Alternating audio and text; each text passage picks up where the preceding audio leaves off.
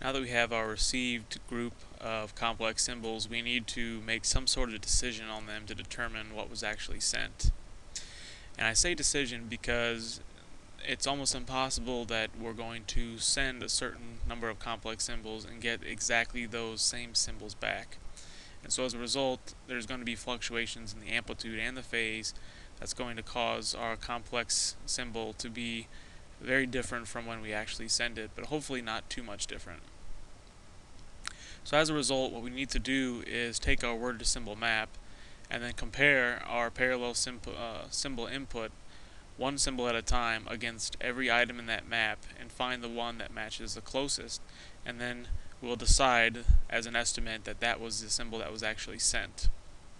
So this is the first module where we've kind of acknowledged the stochastic properties of our received OFDM symbol, and so it's very important that we go about it the correct way. As always, we're going to start by taking in our parallel symbol input, and then we need to know just a couple of things. We want to perform this operation for each subcarrier, and then of course we need something to compare it to, so we're going to take in our word to symbol map. Finally, hopefully it'll become clear soon why we need to know the number of bits per symbol, and we'll get to that. As you can guess, we do need some sort of for loop, so let's go ahead and go to the structures and draw that now. And as we talked about, we want this to run number of subcarriers times.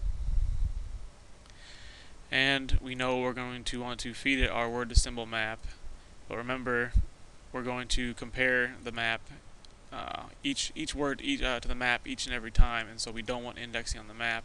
However, we want to look at one word from our parallel input at a time, so we do want to enable indexing on our parallel symbol input.